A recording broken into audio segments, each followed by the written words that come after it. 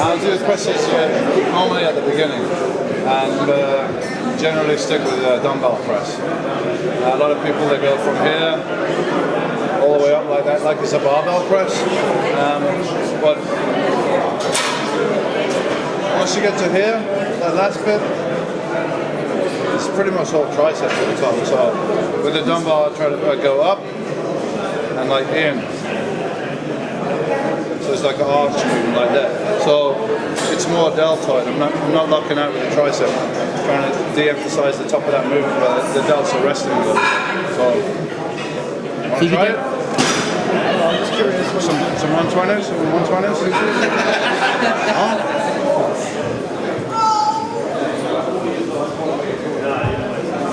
Sit on this bench. I'll show you first, right? I'll show you.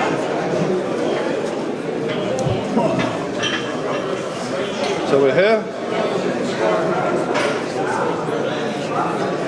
So I'm not going all the way up like that, like a barbell. Yeah? Just a lot of triceps at the top. Going down to the delts, up and in.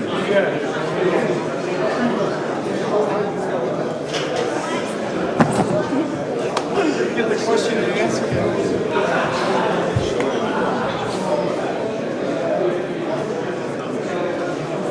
Down on the delts. There.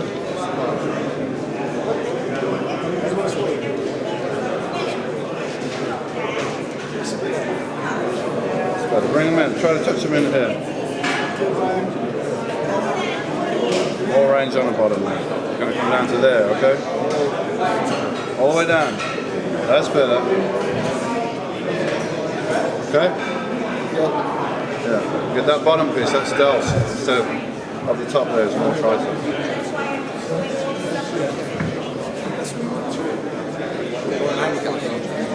Last year I dislocated my right shoulder, and when I started training again, I noticed that like the exercise right now is not as my shoulder's not the same. I can't bring it all the way up. What do you recommend?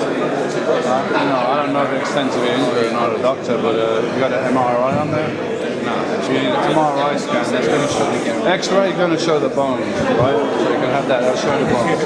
MRI scan is going to show all the soft tissue. It's going to show the ligaments, the tendons, and the muscle.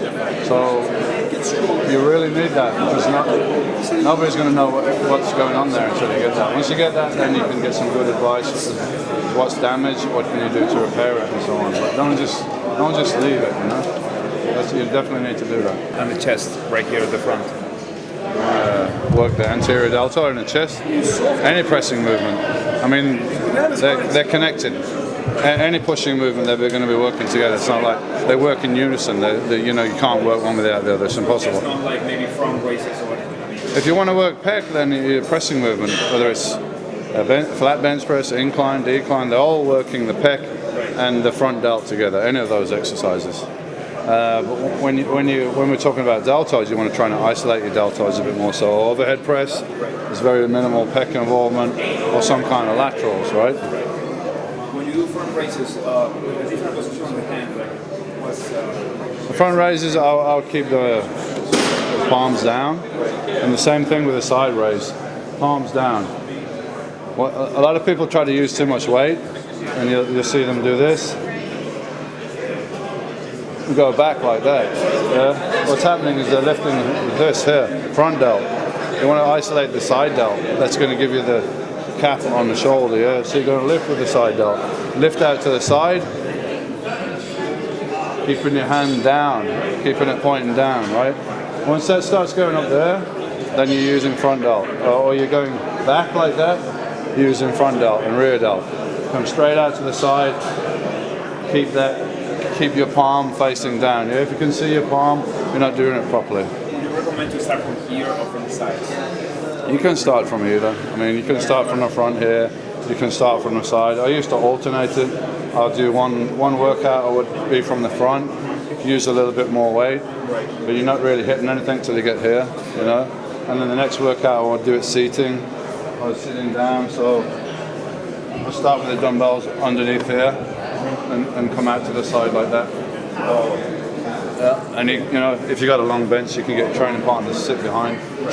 When you're not, when you're failing, you can't get. You can just do a little squat to get a couple more reps at the end there. So you can alternate it, and then you got a cable lateral. I like to do because you can do that one arm at a time. I'll do it from the front, so the stack's here, from here. The difference with that is when you got dumbbells and you're lifting it, you start to hit resistance about here, from here to here, yeah? With a cable, you got resistance from there, and also, you know, the advantage is that you can work one side at a time. And also with the cables, what I'll do if I'm working with somebody that, you know, they're getting to failure, you know, you can give them a little squat to get up there. Not only that, once they reach failure, I'll lift them up to the top. So I would lift the weight up to there, and then they can lower it down, yeah? Because your negative strength is always stronger than your positive, yeah? So let's say you've failed here, you can't do any more, you think you've exhausted the muscle, you haven't fully exhausted it because you've still got negative strength left. So not all exercises you can do that because it's not safe, it's not practical. But something like that, a machine that you've got control, you know, once you'd finished failure, I would lift up to the top. And you could probably control maybe another 2 more reps on the negative phase. How do you feel about pre-exhaustion before like presses to get the triceps out? Front raises? Yeah, this is a good idea. I mean, it's a good idea to mix it up as well. You know, maybe you can start with pressing one workout, another workout you can do the isolation stuff and finish with pressing. It's always a good idea to have some variety. Do you want to rest in between, or should you do it like a superset? You know what, I don't like doing supersets. The reason is because if you want to fully exhaust the muscle, it takes a lot of mental connection, a lot of mental focus. So let's say you're going to superset lateral raises with pressing. Yeah, I don't care who you are. When you're doing those lateral raises, in the back of your mind is, in a minute I'm going to go and jump on there and do that. Yeah, and you're not fully focused. So I would rather do those lateral raises, milk the hell out of them, absolutely focus on it, kill the muscle, do that, and then later on go do that, you know? Military press versus shoulder press. Sorry? Military press versus shoulder press. Is there a difference? You mean military press as a barbell press the barbell versus a dumbbell press? I prefer a dumbbell just because it's more versatile, and you know you got that control that you can do that movement. Barbell press, I mean, when I was younger, we used to do a lot of really heavy pressing behind the neck, yeah, which I thought was a great delta exercise, but it's also damaging you're putting your rotating back in a very vulnerable position there over time. That's going to do some damage to the shoulder. So if you're going to do front, with a barbell front press, I just find it very awkward. You know, taking on the rack, taking off the rack. I'd rather use dumbbells for that reason. You ever done upright rows? Never done upright rows, just a silly exercise. Silly exercise. Just why? You know? What is it? Is a bit of biceps? Is a bit of traps? Is a bit of delts? It's like a nothing exercise. Upright rows and lunges. Silly exercises, never done them. Waste of time. And forearms. For rear delts, you know, you can simply do, you know, just a dumbbell bench over exercise. Let me get some. But you know, it's not the exercise, it's the technique and it's the intensity that you put into it. Yeah. A lot of people use too much weight and they come back like this. It's like a lat exercise. Yeah. We're trying to work the rear delts. It's a small muscle. Yeah. You got to isolate it. You can't lift a lot of weight with that small muscle. With a rear delt, you want to be coming out here. Not back here like this. This is traps and lats. So don't try to use too much weight. You try to isolate that muscle. Sorry? You prefer to use the dumbbells instead of the forearm behind you? Yeah, just because it's a lot safer. Press behind the neck. Your shoulder joint's very vulnerable. It's held together by small muscles and tendons inside. You know, you go in there, you're rotating back. I mean, when I think about what I used to do, you know, I got shoulder problems. There's no wonder I got shoulder problems. I used to press behind the neck with 350 pounds, you know? And in that position, very vulnerable. You only got a slight, you know, movement with the barbell or something, you're going to rip something. So It's like, you know, it might be a good delt builder, but why take something that carries that risk, you know?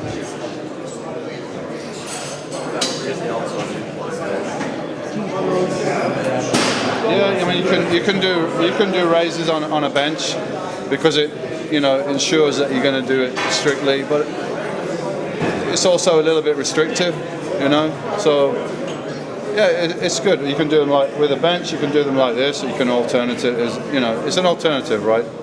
You could do one workout like this, one workout like that. What would you do if you did get inflammation in the shoulder? You got to rest it. You got to ice it.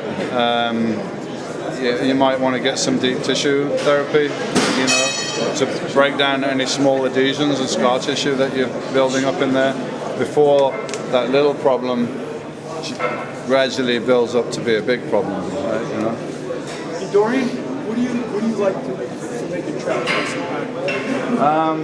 Just you know, variety of shrugs, dumbbell shrugs, barbell shrugs. I actually prefer a dumbbell shrug because it gives me more freedom of movement. With a dumbbell shrug, I'll go up and back, and I don't worry too much about bending my arms a little bit. You know, I don't have to keep them totally straight. So I'll come up and back. That way, I'm working not just the top of the traps, I'm working the mid, lower traps as well. You try to go as heavy as you can, or is that? Absolutely, man. It's all about it. You know? Listen, I told some guys earlier on, if you're, let's say you're curling, your max now is 40-pound curls for 6 reps. If I meet you in 2 years' time and you're still doing 40 pounds for 6 reps, I guarantee you, for all my house, you will look exactly the same. You know? Yeah, it's all about being progressive. And if you are getting stronger, absolutely. If your workout poundages are getting stronger within the rep range that builds muscle, i.e. 6 to 12 reps, then you're going to get bigger. Yeah. even if it doesn't happen right If you're doing the same weights as you were doing last year, well, you're 10 pounds heavy and you think you've made progress, you're just kidding yourself. You've put 10 pounds of fat on, that's all that's happened, yeah? You got to be progressive. Otherwise, when I won Mr. Olympia, I would have still been benching 150 pounds like I did when I first started in the gym.